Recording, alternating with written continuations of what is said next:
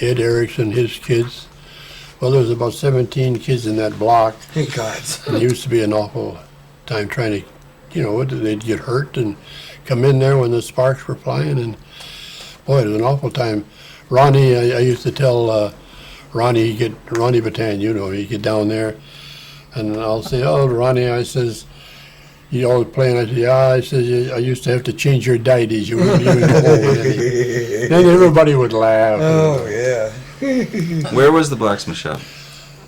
Well, you know where that, what's the name of that boat outfit now? Where the Blue Water Boat Guild. yeah. Right. Well, you know where the guys have got these little cars. Yeah. Well, across the street on the corner was Myers. They had he had a garage there, but before that, Nelson had a livery stable there. And then just north of the livery stable was the blacksmith shop. And that was my dad's way. Well, my uncle had it here, and then he decided he wanted to go to Florida. So my dad bought him out. We lived in Canada. I'm a Canuck.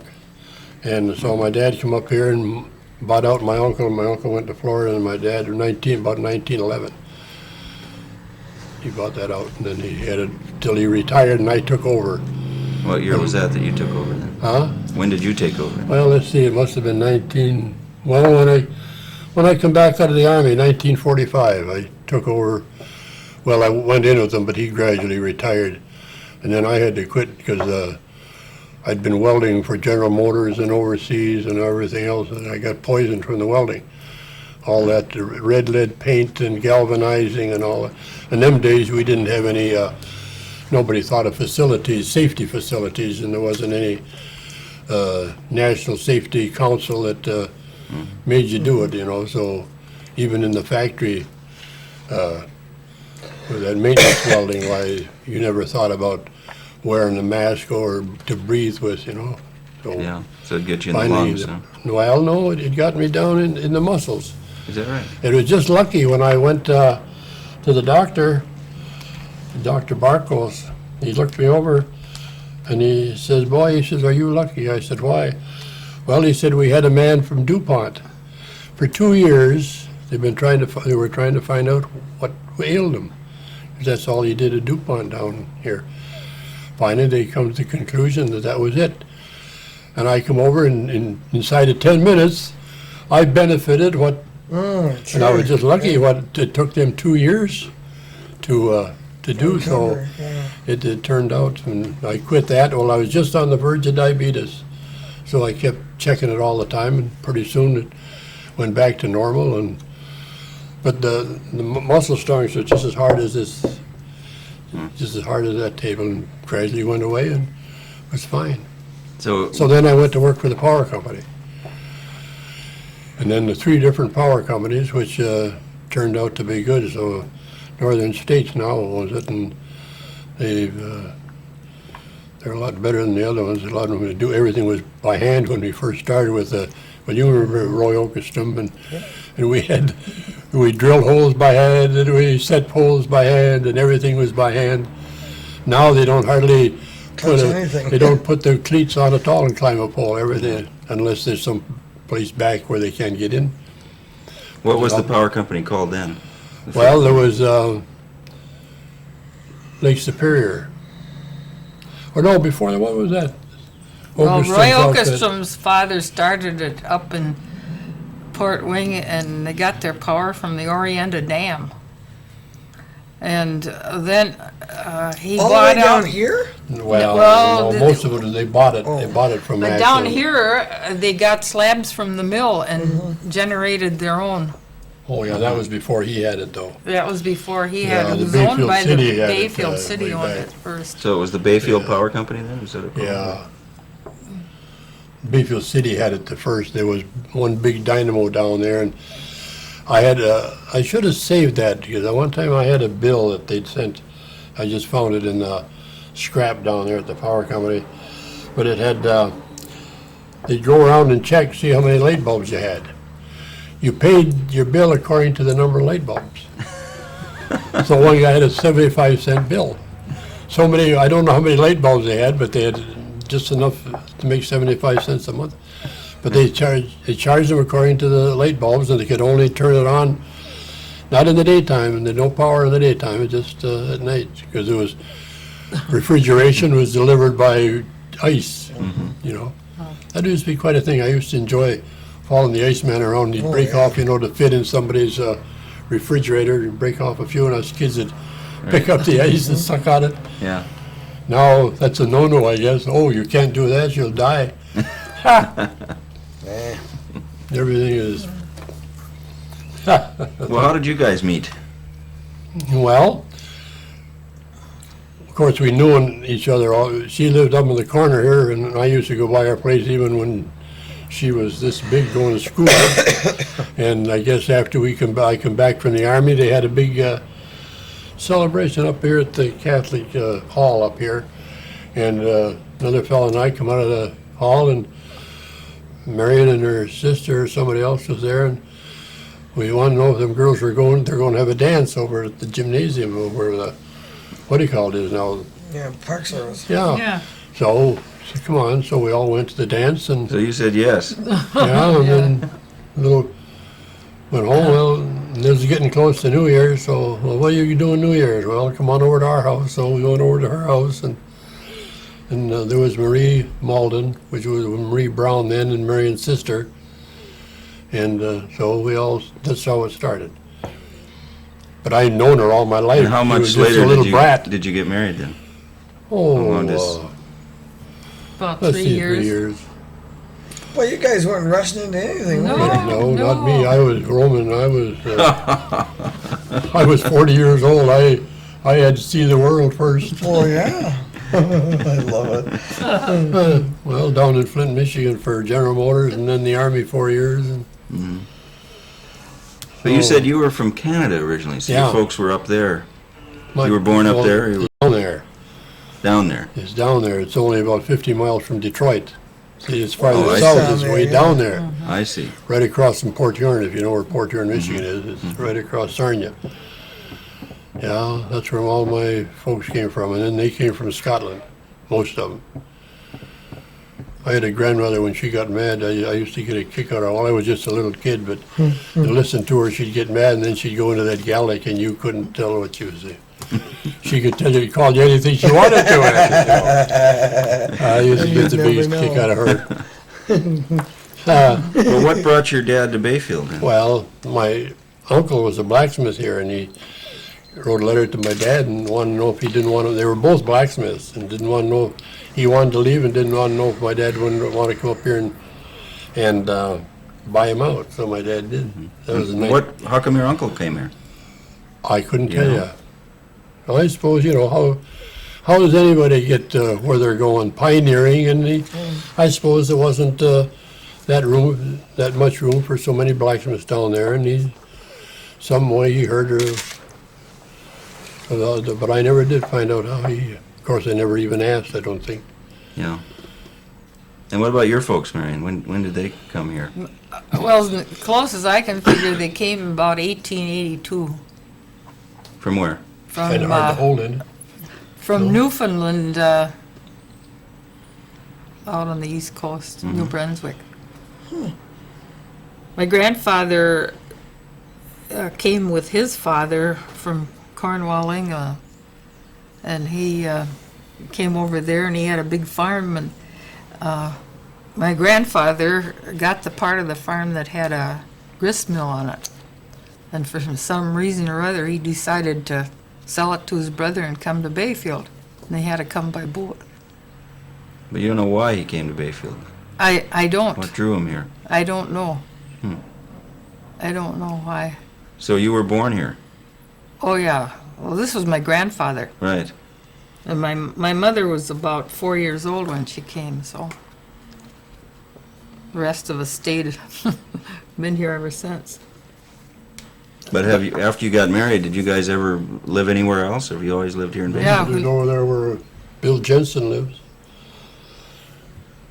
When he got too big, well, there was 5 cabins with that, and we sold that to Gil Larson. That we got too much. We didn't, because Marion was teaching school, and I was working for the So we decided that it was too much, that big house for us, so we sold it to Gil Larson. So it was your grandfather that came. Yeah, Jones. Grandfather Jones. Oh, all part of the same Jones clan we're starting out. What was his first name? Richard. Did he live in Corny? Something? No, Oh, he no, lived that's right- a different. He lived right Okay. across from Bates Tavern, in that little house right Isabel across. Johnson's. Where Isabel lives. All right, no, I'm fine. I just a shift. Where Isabel, you know where Yeah. that's Yeah. where they. And that I lost it here for a minute. That is your mother's side My mother's that side. came with the grand. She came at 4. She was 4. Yeah. Okay. And what did your grandfather do? Well, he had to take what he could get here. Used to drive a team of horses and take some of these tourists around. And Well, didn't he haul grain from Ashland with the horses? oh no, he drove the stage. Oh, Drove the stage wow. from Bayfield to Ashland. They get to Washburn in the wintertime. If the ice was thick enough, they crossed over there. See, this was before the For the Before the road? train. Oh, before the train, yeah. yeah. Yeah. But I can't figure why he came because I was figuring the other day he was 45 years old and he comes with a family. This was the second family, and sold the farm or the mill. And when he was here just a year or two, the flood came and wiped out the mill, so he didn't ever get anything for the farm and the grist mill. And he just had to take what he could get around here. But everybody had a barn, they had a cow, and they sold milk, so I don't know. But Well, all of their um, children he sent every one of them through high school. Wow. Got by on not very much, probably. Huh? Well, well, them Enough days to it eat? didn't take an awful lot. A lot of the farmers would bring their produce in and trade it for groceries during the winter, and no cash involved, you know. Right. I have an aunt that died of, was it typhoid fever? Yeah. When she was 15 years old, and my grandfather had it the same year. And I found a note, and I can't find it. To this day, I've lost it, where they borrowed $125 from Frank Batan so they could live while he was laid up, because, you know, you just had to naturally get better. There wasn't any medicine.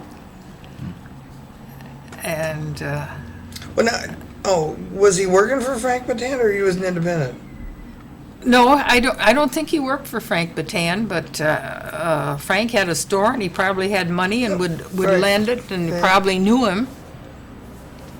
Yeah, I found the canceled note, but somehow I lost it. So then your dad's family, Pipples. Well, where'd they come came from Grand Haven. Well, both of them came from Holland, and they settled in Grand Haven.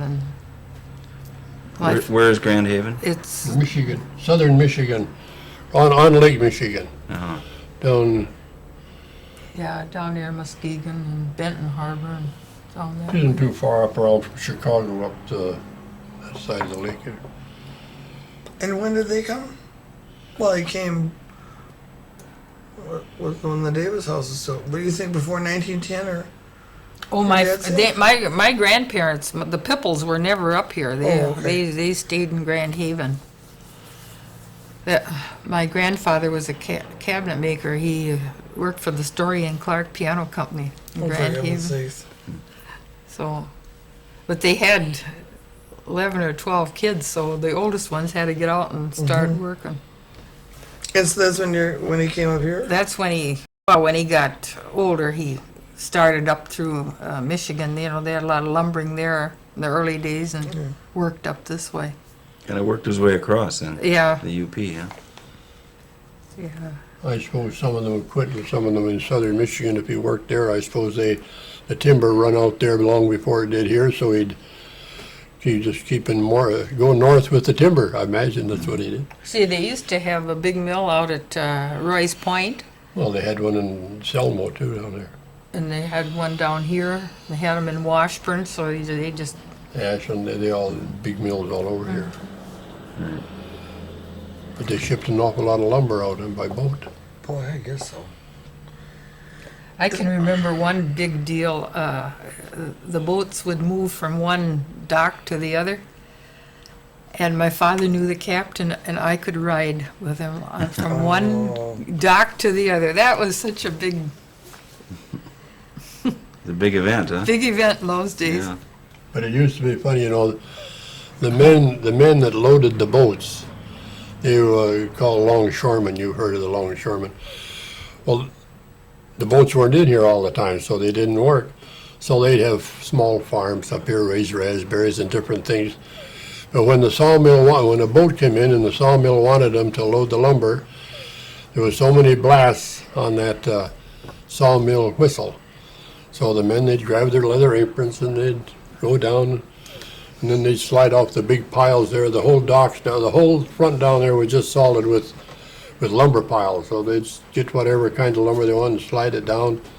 When the boat was loaded, why, they'd get paid at the office, and then they'd go back to their whatever they were doing before. They'd wait till the next boat came in, but it paid good. That was, I think, them days, way back then, that was a pretty good high-end paying job for them days, you know, and well, for anybody, because they got paid extra. And I think that was one of the first unions, that Longshoremen's Union. I think that was one of the first unions that was on. So that's, and there was 13 saloons in Bayfield at one time.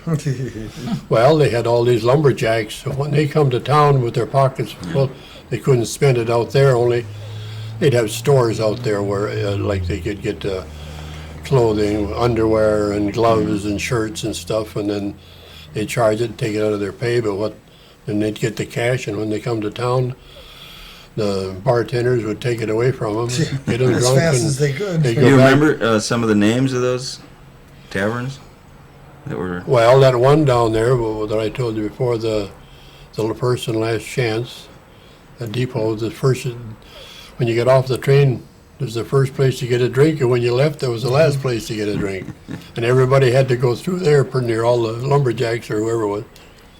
I don't remember Where the pier is now, that was, what was that called?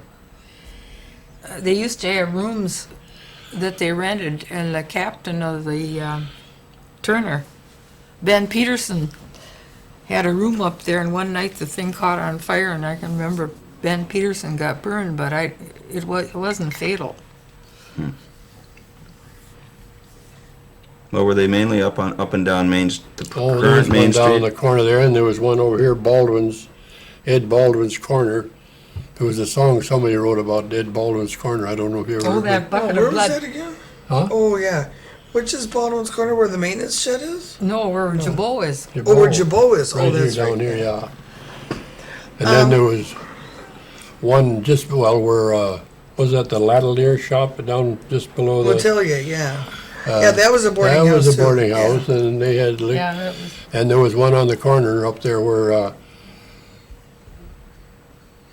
well, who is there now? Myers Drugstore. Oh, Oh, the What do you Patsy shop, or the. yeah, the Passarellis. Yeah, Passarelli's, and then the other, well, that was Yeah. all one then, Yeah. and they had rooms upstairs.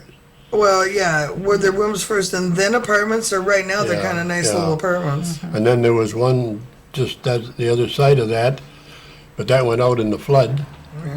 Then there was a big grocery and store that went out Front in the Street flood. down here, there was some there.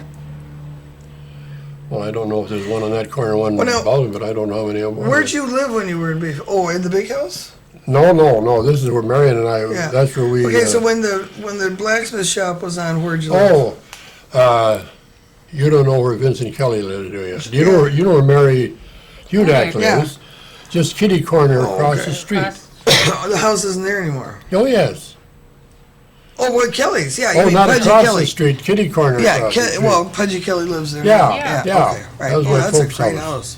Yeah, What an incredible view out of that house. yeah, that's a beautiful view. Okay. Okay.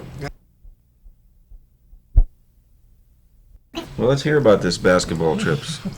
Well, this was 1923 when I was a freshman in high school, and so we'd go different places. We'd go to Washburn. We'd, huh? I'll get the picture. Sure. Oh, in the basement? Yeah, we would, we'd go by train to Washburn, go and take the two at the When was this? Huh? When was this now? 1923, that was when I was in freshman in high school. So then we go to Ashland, we take the train, we'd most of the time play Friday or Saturday, and we go to Ashland. One year we went to the tournament. They had the tournament in Ashland. So we went and stayed at the hotel all 3 or 4 days. Oh, wow. And that was a ball for a bunch of kids, you know. Oh, one little yeah. boy from way back in the woods. And we go down to Hurley and Ironwood. And one time we went to, I think it was Glidden and Butternut. And the old places we had to play basketball, down at Butternut, we'd have to help them clear the seats out of the assembly room so we could play basketball. And the ceiling wasn't any higher than this. They had about this much room between the basketball, but the ceiling and the basket, so that ball just had to go in about like this. Well, they knew how to do it. We had to learn. Then we get through playing there, and the coach asked, they didn't have showers in the high schools them days, you know. So we asked, the coach asked the man at the hotel, he says, when we get back from the game, is there any way we can take a shower? Why? He says, sure. He says, I'll have it all ready for you. So when he got back, he had one empty room upstairs, cleaned the beds out, and he had tubs, old wash tubs, you know. So we each had a wash tub. Oh, God, I love it. To stand in the wash, take our shower. Oh, dear. And one of the Willard Stark, they lived up here on the hill. He was one of the young ones, and he'd always go to sleep. So he'd go to sleep right after we got back to the hotel, and we went upstairs. A couple of the guys, we decided we were going to get them just for the fun. So we shoved the transom open, and they had barrels and pails for fire protection. So this was a no-no, you know. Take that. So I got a pail, and I dipped it in the barrel. And then he went over, and I bent over, and a fella got on my back and stood there and was going to throw the pail, the water through the transom. Somebody hollered, "Here comes the night clerk." I took off, and the guy was still on my back, and I got all the water.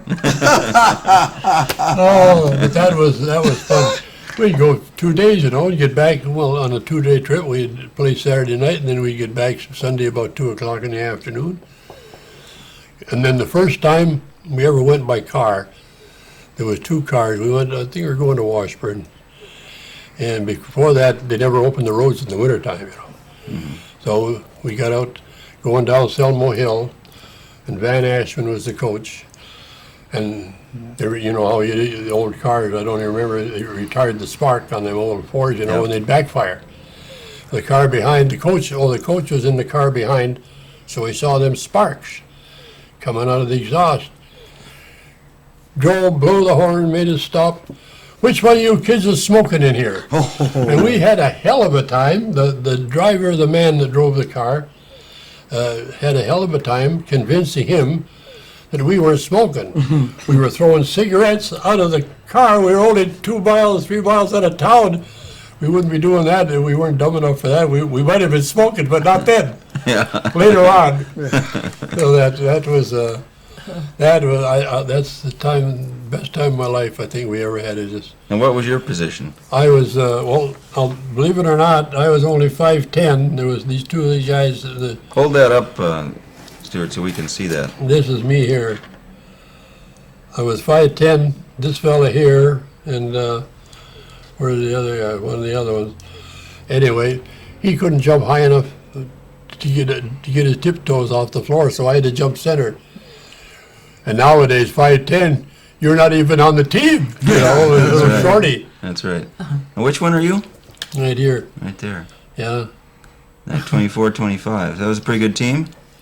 Yeah, we were pretty good. Well, of course, them days, you know, we had to play there was no divisions. There was no A, B, C in class. So we had to play Superior and Oh, big schools. Ashland and Ironwood and Park Falls but we one year, I don't know if it was this is the first year I played. Turn it a little more so we can, This is me here. that's you in the back But, there. Were you still a center then? Yeah. Well, this fella, he was center. This is a Walksmith, Oh, sure. Julian Walksmith, And you're where again? right here. Yeah. This is Van Ashman. He was our coach, and then he went from 2 years. Then he was a manual training teacher also. Then he went to Ashland. He was there in Ashland, manual training until he retired. Look at those knee pads. Oh yeah, something. yeah. You blistered your knees. The floors weren't Played always rough and tumble games then. well. The floors weren't always smooth either. You know, There's probably a few slivers. All the floors weren't polished and sanded. Did any of the schools you play in have what we now consider a regulation basketball court? I think Ironwood and Hurley, they were around here. Well, that's where all the money was. You know, with the mines and everything. Because the first time I went to Hurley, and I was a freshman, and I'd never played basketball. I didn't even know what a basketball was until I come to Bayfield. And that gymnasium looked like you could hardly see from one end to the other. Man, that was a long thing. But that was. And the one in Ashland, well, the Catholic school in Ashland had a bigger gymnasium than the Ashland High School did. But that one in Hurley, that was and Park Falls had a big, but some of them ones like Butternut, where you play in the assembly room. Well, my dad played one where the free throw lines overlapped, or something like that. Well, we played one in Drummond. They had a balcony, and the balcony was out over the floor. So out on the floor, they had about 2 or 3 of these posts like this. So you went around behind it. And on this wall, underneath there was no people there at all. It was just solid. That wasn't even out of bounds. You could bounce the ball against the wall. Well, until you got used to it, then it just beat the pants off you. You know, you didn't know what was going on. And then that one where there was about this much room between the ceiling and the. That was you had. It's funny. It was but that was fun. I think of that often, and I would like to relive it. Did you see him play? Right? I didn't go to games. You didn't? No. She was too young. Yeah. Well, now let's see, when the Pipples got here, or your dad got here, first he lived in the Davis house. Where's that picture? Can you get that? And that was downtown. Was that? Right on the corner. That was Grunky's parking lot. Boy, what a big building that was. That was a good It size. was a hotel then, huh? Yeah. Yeah, Nettie Wilson cooked there, didn't she? Yeah. Did that burn down, or did somebody tear it down? I think they tore it down. Somebody says it burnt down, but I can't remember that. No. I'll tell you why I know it was tore down, because Billy Miller, I don't know if you remember, well, you wouldn't remember him, but he had a job working there, and he was a loafer if there ever was one. Well, he got hurt, so he started drawing wage compensation printer all the time, and he'd come up the street, limping away, you know. All of a sudden, nobody was around, so he'd straighten up and walk. Yeah, my town, the town I grew up in, had one of those too. Well, Everyone was afraid to hire him because he'd always hurt himself. yeah, well, nowadays they got compensation. Now they get a doctor to wrap up your collar, and everybody does it, I guess.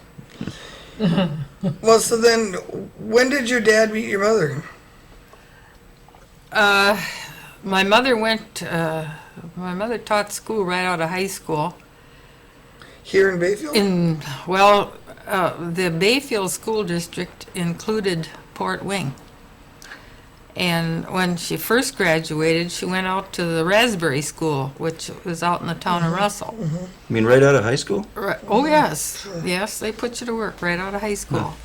Then the next year, Well, now we're talking, she went up to. that was like in the 1890s or something or other, probably. She graduated in '96, Yeah. so she would pretty be out common in the practice, right. She was in the first class of this high school. The school was supposed to be built in '96. Oh, Bayfield? Bayfield. Oh, for heaven's And sake. she was in the class of '96. Before that, they had all of the children down, they called it the Low School. They've torn it down, but it's where the Baptist Right. church. And after she went to Raspberry, she went out to Port Wing.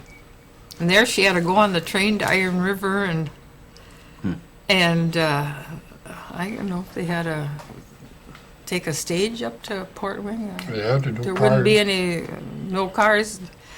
Then after that, she wanted to come to town, so she went to Milwaukee and went to college a couple years.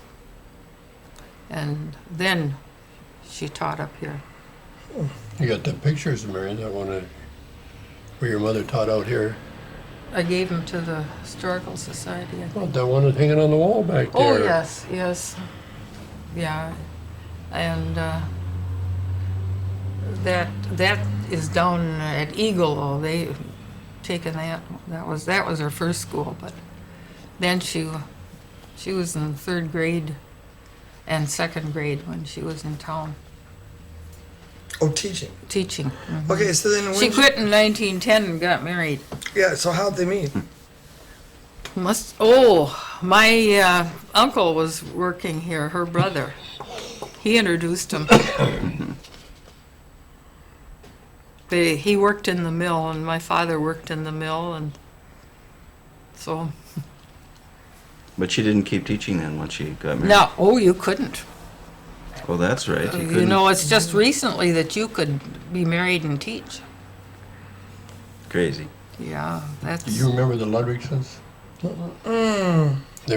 His father was a fisherman, and, Yeah, I do sort of very vaguely. well, this is one of them here. Well, show us the picture of your dad in the Davis house and Dad Davis. I love this. this is Dad Davis, and that's my father, and that's my mother's brother, Wesley Jones. Who And, introduced your father and mother? Is that the one? It was her half-brother, Arthur Jones, and they lived in Anand's house up here. Oh, yeah. And Bertha Jonas was their daughter. Remember Oh, Bertha? sure. No, but I know all about the Jonases. Yeah. Yeah, well, you know. I mean, I bought Bates Bar. And Yeah, that was part of the Jonas clan. yeah, well, Okay. And I run into Jonases through Northland. Okay, but now, who's the guy second from the left up there? Was Staples? No, who's that guy? Stanley Hale. Oh, yeah, Stanley Hale. He's a son-in-law of Knight. of He Bill married Knight. Gladys. Did she just die? No, he did. No, Oh, I don't know. I think they were divorced. I don't think they lived together forever. in late years. One of the, I think maybe I've met Gladys, and I think maybe I think Gladys died within the last year or two. Yeah, She retired exactly. and lived in Florida. Yep. She'd be in the 90s, I would think. yeah. Yeah, I think she's just died. And then who's the guy sitting next to Dad Davis? We just figured it out. Emmanuel Lewick. Yeah, That's Emmanuel. Louis, my lighthouse keeper. Yeah, and you're the one that solved the mystery of that. There's a school Oh my God! out here, and they moved it to, where is it? Down the Eagle. southern part of the Eagle. state. They tore it all apart and moved it and rebuilt it down there. Is that my mother and I? Yeah, Yeah. yeah. Yeah. That's great. One room, probably, or Yeah. all grades? Oh, no, What? 8. 1 through 8. 1 through 8. Yeah. And Ed Ericsson's mother, the Mickelson family, came over from, where is Norway or Sweden? Norway. Norway. And they had an aunt or an uncle that died over there. And the other Mickelson family came over, and they were going to marry because one lost the husband, one lost the wife. They were going to get married when they came over here. But somehow or other, the one that got over here, he found another wife anyway. That happens every day. Don't it? And that was Ed Erickson's mother that was in that, her first school out there, and they couldn't read and write, and they didn't know the language. So my mother didn't know what to do with them, so she got a Sears Roebuck catalog and pointed to the pictures for and heaven's taught them sakes. to read Is that right? and to speak the language. Well, I'll be darned. That's a good way to do it. Well, I tell you, in those days, they didn't have all of the helps for the teachers. You had to be resourceful and make your own seat work and your own homework. And So when your parents first got married, where'd they live? they built that house that needs paint so bad over near you. Oh, the white one on the corner? Oh, the Yeah, her dad beautiful built. Her house. dad had that house built. Next to John Bamey. Yeah. Yeah, and they moved in there. That they was got married. That was her wedding present. They built the house and furnished it, and then they got married and moved in. And I'm afraid it may need more than paint now. so am Is I. someone living in it now? Yeah. Yes. Or they just don't take care of it? Right, we're not going Yeah. to get into that one. We don't need to, but I'm just curious. My dad would turn that's a over his shame. grave if he saw that. Yeah, isn't that right? So when did, so when were you born? 1913. And when were you born? You were born before that. Yeah, a little bit. 1907. Okay. You got to keep the record straight. 2 here. months, I'll be 81. I was going to say 51. Nobody would have believed that anyway, would they? No. There's a liar. Everybody. We can try. Yeah. But I was going to tell you, this lumber, you know where Hogason and my sister lives. Well, Eskel's father, he got that place was logged out there. So he bought it after they got logged out, and they had some old buildings there. And they finally, Eskel tore it down. So I asked him for some of the lumber, and it's over 100 years old. So I made picture for any time I got a picture where this would, Sure, be it would fit. Yeah. And so It's old barn that's lumber. real old. I got some, I put them over there too, them once the frames. I got some of it left too. Once in a while, sometime I'll find another picture that needs it. But talk about this, one thing, one time we were down at the pier, and when Garner, you remember when Garner Hadlin had that Channel 5 where he showed the local people would bring local pictures. So there was one of our basketball, I don't know which one it was.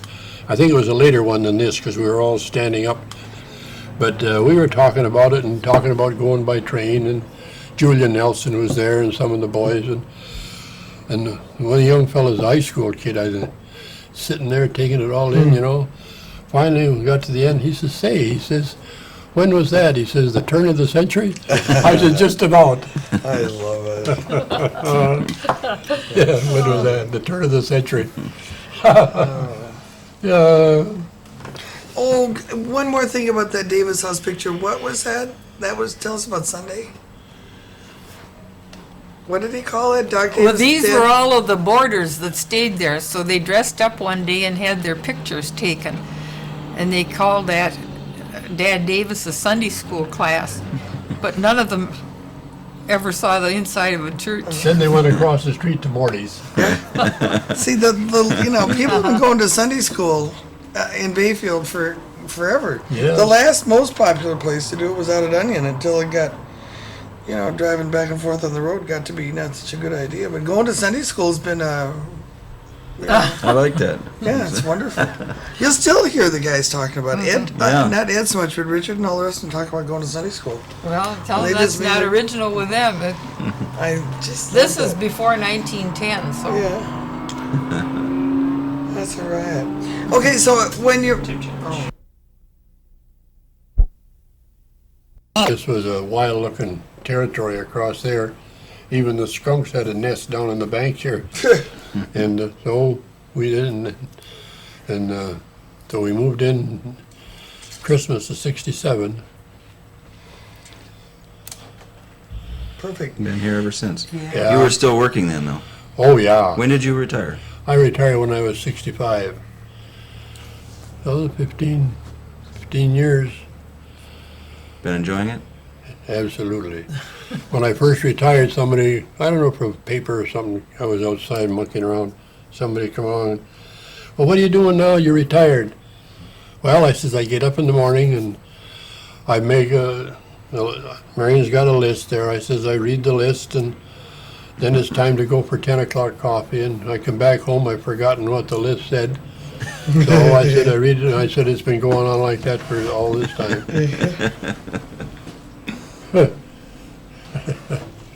Well, did you ever get involved in any of the logging or fishing or anything when you were here?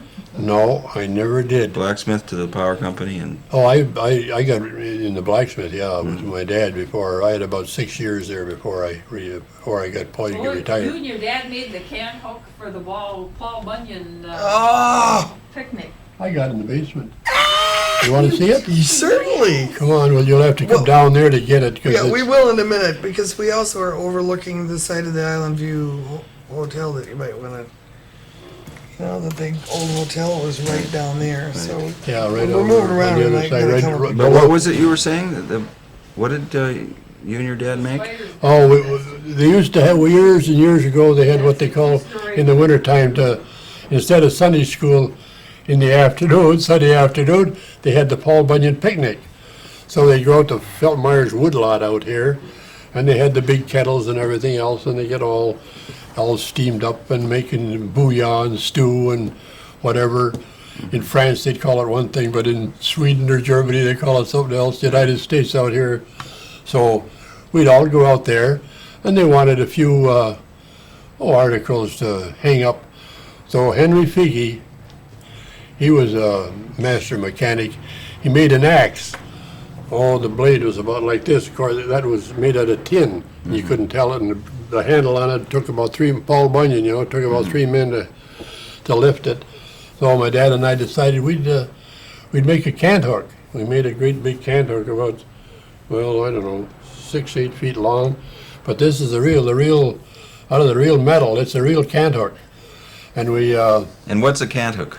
well, it's a thing you roll logs with. It's got a hook on the end like this, and you come down and this hook's on the log, and then the handle turns it like that. You'll see it in the basement there. But anyway, that's what we did, and then we give it to the Paul Bunyan picnic. And then when George Mitchell had it, and he hung it up out here by his, what do you call it, when he died and his wife retired, I told her, I said, well, actually, I said, that belongs, the picnic area is gone, and there's nobody doing it anymore. I says, and actually, I said, that should belong to me, because we built it, and there was no charge. We donated it to the Paul Bunyan picnic, and now they had it up there advertising their business.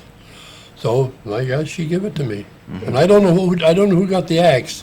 I don't know. You remember that sign she had out? It had a cant hook on top. Oh, sure.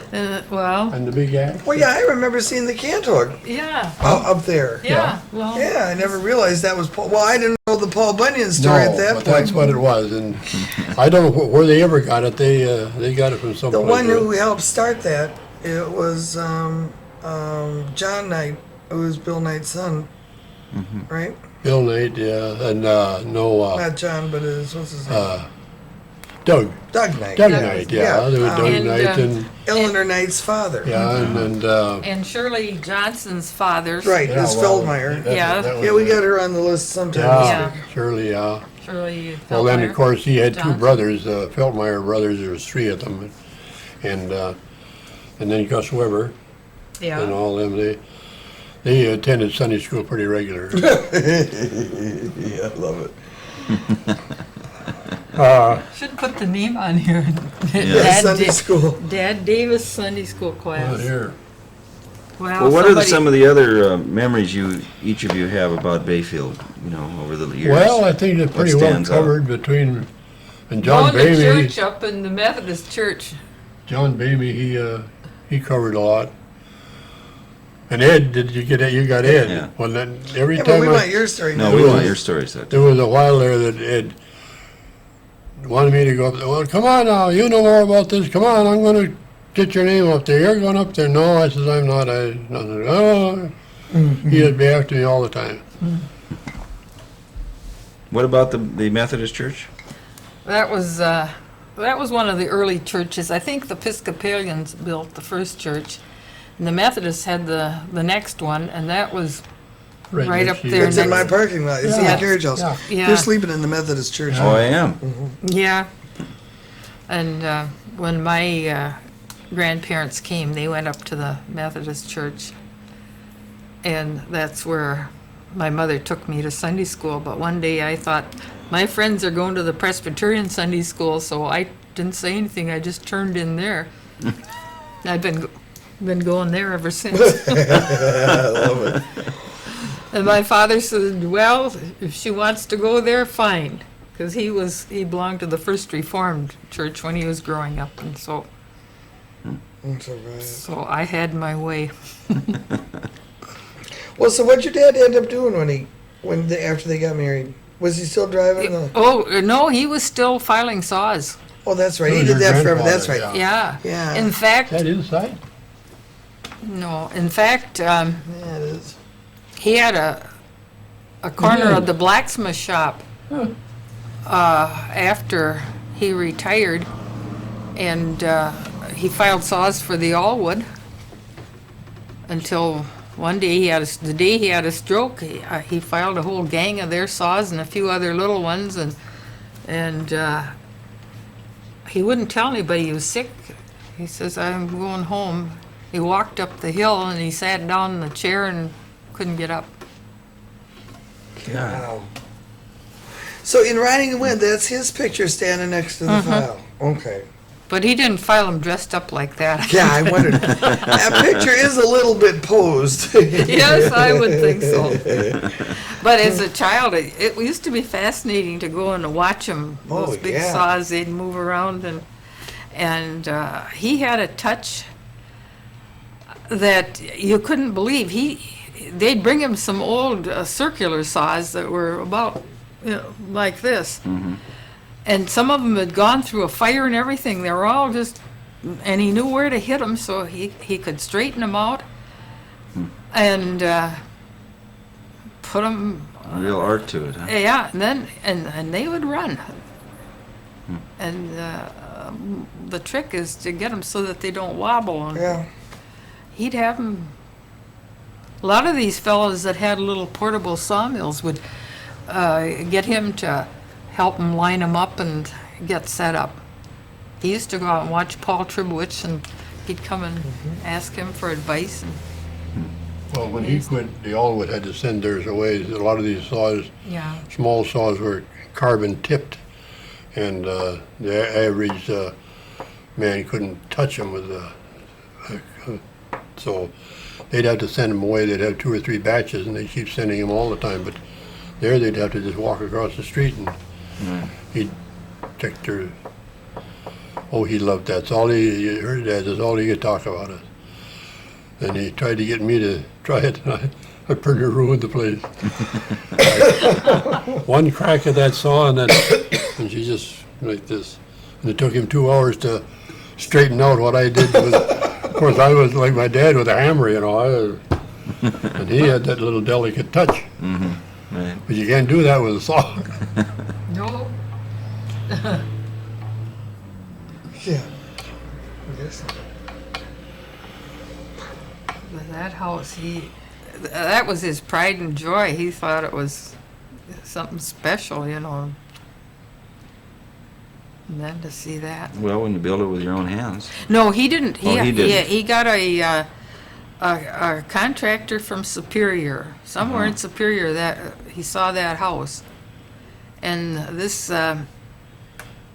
contractor was a good customer of his, so he had him come down, and I guess some of the local carpenters, Ernest, that house next Yeah. door, his nose was a little out of joint, but he wasn't buying the lumber from him that this other fellow was.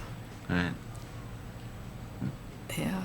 Well, it's too bad some of the Ernests aren't alive. We used to go down there to buy our milk. And, they had the front part of the house where they lived, and then back was Papa's shop, and then under the shop was the the barn where they kept the cow. And then beyond that was a kind of a shed, and then there was an L, and that was the chicken coop. Oh, for heaven's sakes. And out there they had a well where they would, had nice cold water where they could cool So, their in stuff. other words, it's been all filled in under that building, sort of. Well, It must have been. I have to go back and look at that. I think they made apartments out of those. Yeah, but I mean, if the barn was underneath going out at that other level, they must have filled Well, it in no, back there. it was on the same level. Oh, okay. It kind of went down a little bit, Oh, but okay. not I much. got ya. Yeah. Well, they used to do a lot of that in the old country. Yeah. You know, Oh, keep yeah. everything together so Absolutely. And you didn't have to go outside and get hit on the head.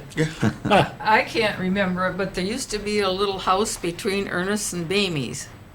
And my mother always thought it was so funny because the old lady that lived there always wore fresh flowers on her hat in the summertime. What was her name?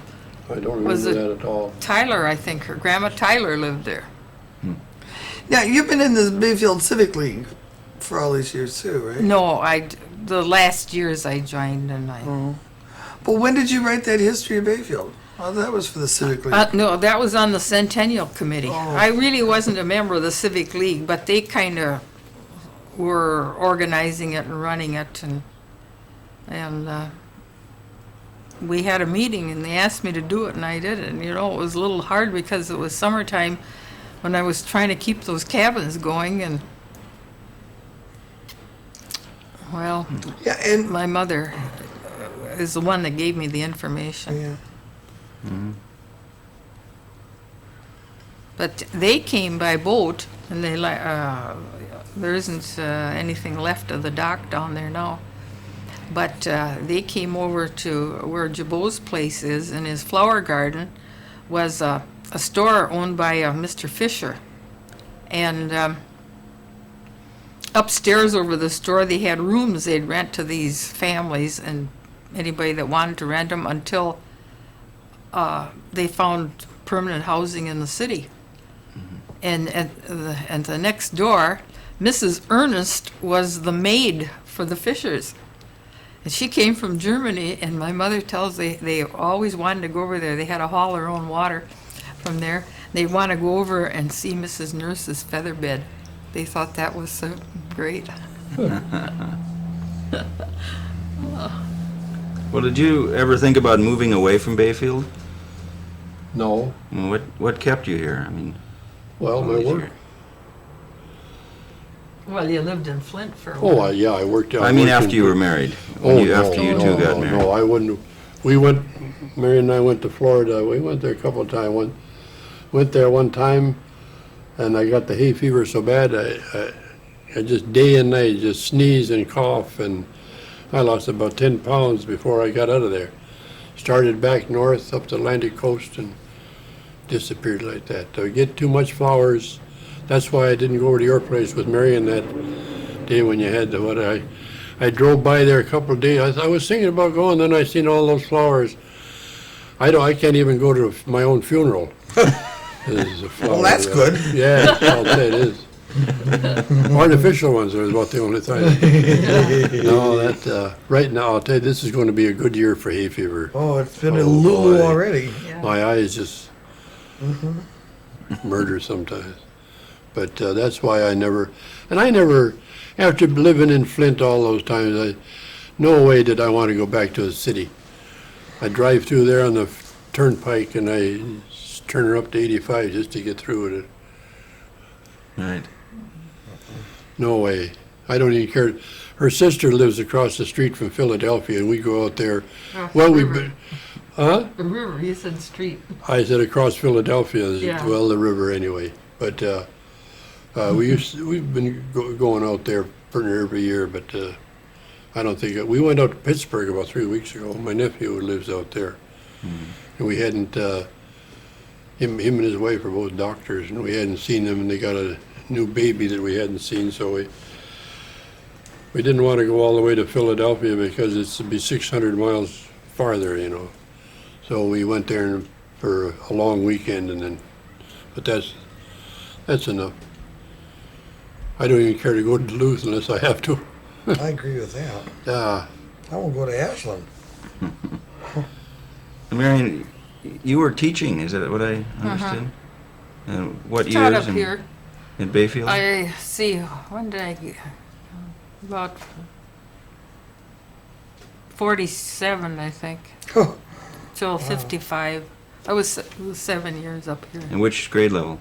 High school. High school. What classes? I was business, commercial type, and I'm obsolete. I couldn't go back and teach because I haven't done anything with computers. How about it, Marion? Marion's She's gone. gone. She's gone. She went in my bedroom and went to sleep. Oh, she did. What a view. She used to come here with her and who was it, who she was with? Chrissy. Chrissy, come here with the little kids. And that was an excuse on Halloween. We'd always have to have an apple for Marion and Chrissy. So here, when she come in today, she says, "Have you got an apple?" Well, that's what she was talking about to everybody. Did you give them all your apples you got? Yeah. Okay. Well, why didn't you give her one? I don't have an You apple. should have. I have. You could have met her with an apple. Well, well, I didn't know she was coming. I should have went and got her an apple. Yeah. She's quite a girl. I get a kick out of Marion. Yeah, we all do. She's full of hell. Yeah, that's right. Yeah, she was, On in high, wheels. she was in high school when I taught up there. Oh, she was. She's a character. That's one of the school teachers. I swore when I got out of school, no way I ever want anything to do with a school teacher. I would never marry a school teacher if I was the last person on earth. Yeah. How long you been married? 40 years. 40 years. Yeah. Yeah. But I beat her down though. I showed her who was the boss. Well, so when did you start teaching here? 1932 or something? No, I didn't. I Didn't teach right away. did various things. I would teach a while, and I'd get an office job, and during the war, I worked for DuPont. Before that, you taught in Chicago. Yeah, that's an awful city too. But And what did you do for DuPont? I was in the office. I mean, the DuPont that was down by Washburn? No, the one the ordnance works down at Kankakee. Oh, gee. And then I what's the matter? Watch that car. There was a little kid about this high run right out in front of it. The car stopped just like that. Then I went out to Hanford, to Hanford Engineer Works. I was out there when they dropped the bomb, and that's when I came back here to teach. The principal in Washburn couldn't find a commercial teacher. Everybody went into either in the Army or women went in defense work, and I taught a year at Washburn. That was a year before the fire, before they lost their high school. And then I worked for the Allwood for the Burgers. I was their first bookkeeper. Oh. And, well, Mellon couldn't find a commercial teacher, and their kids couldn't get credit for what they had taken if they couldn't take the second year. So 1st of October, I went and finished the year down there, and then I came up to Bayfield. Mellon isn't too good a town either. But then they found somebody down there. That's good. But you quit teaching somewhere in the 50s. Up here, 55, yeah.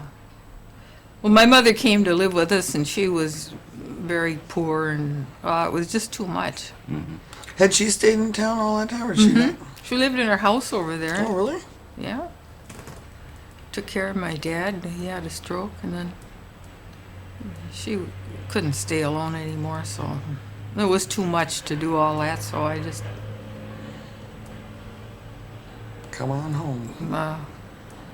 yeah, she stayed over there with us for about 7 years. And after she died, we thought, we don't want, I don't want to clean that all house the rest you of might my want to go life. look at the cantock and look out the windows. Yeah.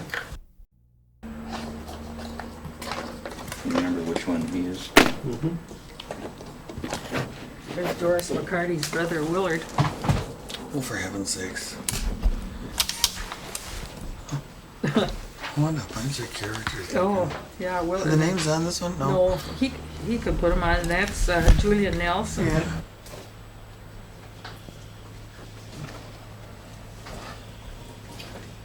Can I trouble you for your signature on this very official looking stuff? I need to have you sign this, which lets them use all the stuff that they, so if you don't sign this, then they don't get to use any of it, so. I can get to them next month. If I find out that they used it, I can. Yeah. You can go back and get them. Sign right there.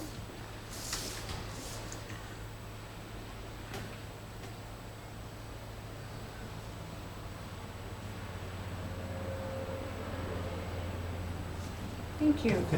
Well, let's wait. Oh, never mind. So we'll get him to sit down.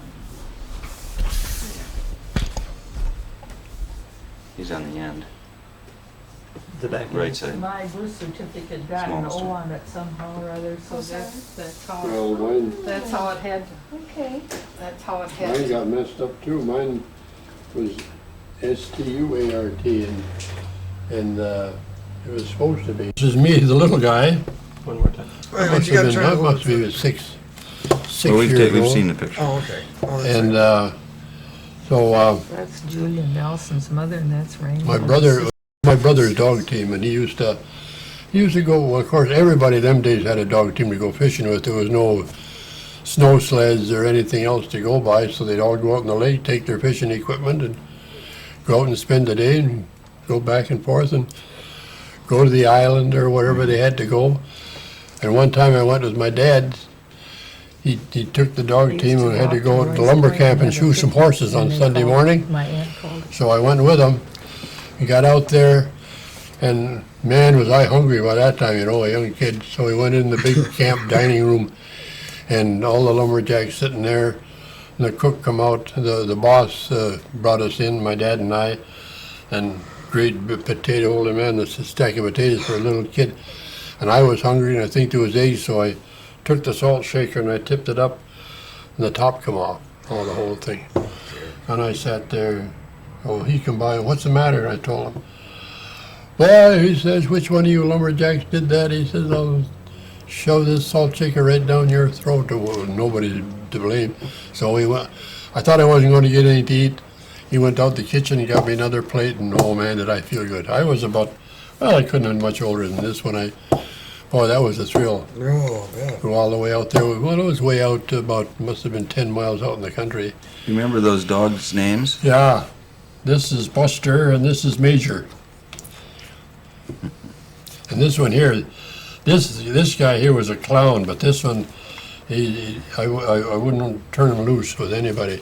But he would come into my bedroom, he'd take my shoe, one of my shoes, go into my dad's room, and drop the shoe down and take one of my dad's shoes and bring it back into mine. But this fella here, one time where I lived, you remember there's that big stone wall on the hill, you know. So I used to sit there on the stone wall, and one time there was a man coming from the sawmill, and there's one guy, well, he was always getting in trouble with somebody. So he grabbed me by the foot, and he going to jerk me off there. Then he was going to put snooze up my nose. So I said, that's all right, mister. So he left. And the next day, I went out there and I put my foot out over the bank, and I had this dog here with me, but I had him tied because I didn't dare allow him to get loose. So the dog laid there, and he came up and grabbed me by the foot. The dog, and the stone wall was high enough, so when the man was full height, the dog standing up was right face to face. He leaned over there and oh! I think the guy had to go home and change his underwear because he never bothered me again. I says, if I let go of this guy, I says, you'll never walk again, I'll tell you that. But I did that on purpose. I says, I'll get even with you, mister. Love it. And I had an awful time holding the dog. I was afraid he was going to get away. My mother found out about it. I got hit because we had him in a pen. You couldn't let him loose at all. But there was a pair. But boy, I'll tell you that, yeah, And a lot of people had dog teams then. pretty anybody pretty everybody had dogs. Yeah. And there was dog races. You were telling me too about your dad using the dog team to haul the coal. Oh, my brother did. Well, Your brother. Yeah, there was blacksmith coal was special coal, so you had to get it. He'd get it down at they'd have some come in by car, but not too much of it. So he would get it. My brother would go and haul it, load up the sled, maybe a half a ton, and the building was about 50, 60 feet long. And he'd open the big doors in the front, and then he'd start the dog team up, and they'd pull that half a ton of coal on the sled over the concrete floor. Them two dogs, and they just, boy, I'll tell you, they wanted to go. Good And God. they, the full length of that thing, and the sparks would be flying off the concrete from the runners. But boy, they would go. But one thing, I shouldn't tell this in front of the ladies, but one thing my brother used to get, and he would get embarrassed easy anyway. They'd go down the road, and some places where the horses had gone and dropped their load there, the dogs would see that, and they'd take off down the road. My brother couldn't hold them. People on the street, he hated the dogs for doing that. He says, they're embarrassing me. Then they'd go and sniff that. Then they'd go to the next one, and they'd sniff that. I don't know how they ever got that, but I suppose they thought it was a bird or an animal or down there that they were going for. He got so embarrassed about that, he shouldn't take it. That was fun. But boy, I'll tell you, I broke my heart when my brother went away. He went back to Canada when he got old enough to go to work, and I was too young to have the dogs, so they sold the dogs. Oh, I hated my father and my brother. I thought they were the meanest people that ever lived. Yeah. Sold them dogs. And the guy took the dogs to Ashland. Boy, it took me a long time to get over that. But I couldn't, well, after I got older, I found out I couldn't take them, but they couldn't tell me that then, No. I was man enough to handle those dogs. Yeah. Now, who's in that picture? This is Tar Paper City. My aunt always said, Yeah, oh, okay, no, go, no. There you go. Now let's see that. That's now that. Who's on this? What is this? this is a picnic of all of the, some of the people that lived out in Roy's Point. The families of the men that worked out there would come out there in the summertime, and they had old tar paper shacks. My aunt called it Tar Paper City. Rested down on the, what do you call it, it's Shaken? moving. Okay. Hmm. And this is a picnic when, Julian Nelson's mother and some of the older Nelsons are on there, and I'm the little one. My mother and I are there, and old John Baker and his wife are there. This is you here. Huh? Uh-huh. My cousin. Tar Paper City. Tar Paper City. Now where's Royce Point? Well, it's up here at Red Cliff. Mm-hmm. It's just It's Wow. on, south of the Marion it's at Aiken. town line. Redcliffe is in the town of Russell, and Bayfield's in Roy's Tar Point. Paper, Roy's Point's in the town of Bayfield, so there's a road that goes up and separates the what else, so that's where Roy's Point is on one side Maybe of two or three maybe this will be houses. steadier. Yeah, that's a good idea. Yeah, they used to have a big sawmill out there. That's Well, where, that's the one Bill Knight started. yeah, that's where Ernie's father Yeah. got killed. Well, now we do have to go look at that canter. Come on, you guys. Of course, Marion takes credit for this one, but, Oh yeah. yeah. That one there, Oh boy, that is a big one. yeah. When did you get that one? Well, this is quite a few years ago. I got it and I went to put my tag on it, and the tag wouldn't lock. So then I was going to see the game warden. He drove down the road and I hollered at him, and he never stops. So I said, well, okay. I brought the deer in, and hung it up and took my tag off it and put her tag on it and went back out in the woods. Here's the cant hook. See it? My God. That is Paul Bunyan size. Yeah. You see that hook comes down and grabs the log, and this has got teeth on it here to grab it so it don't slide off and Right. to roll the log. So Yeah, he wanted a light over. and I wanted a light over my pool table, and I saw one was about $75, and I thought, oh, I can make one.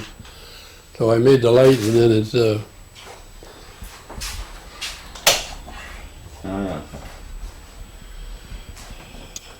You still shoot pool?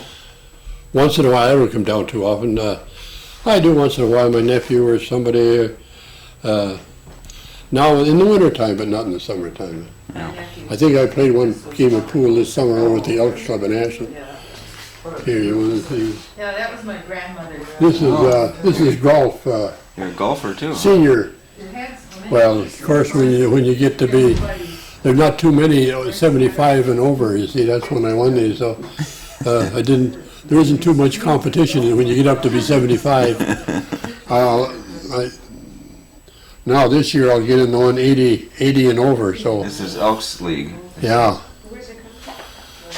Well, Lyman plays golf. Oh yeah, Lyman. Who You he's play with him at all? No, well, not much, because this year, I, see, they pretty always want to go over and play 18 holes, well, I hate to go with them and then say, well, I can't finish the 18 holes, I want to play 9, and then either make them come home or stay, so I go separate from them, because they're a few years younger than I am, so they, and I don't want to bother with, you know. Otherwise, why they'd be all mixed up. So when you go out, you play 9. I played 9 now, yeah, Yeah. most of the time. Very seldom I ever played more than this year. Well, it's been so hot that I haven't played too much, even in this hot weather, but even 9 holes. And then I got a bad hip, so I got to take care of that. But I love to play, but it's in that 90-degree weather, and now that's I hate to even look at that golf course over there now. That's brown. It doesn't look like a golf course anymore. Yeah. Yeah. Yeah. Here's one that I cut that out of a magazine in the snow. That's how rabid they get, you know, playing golf. This keeps up, we may have to skip the back 9. Yeah, the snow's up to their knees.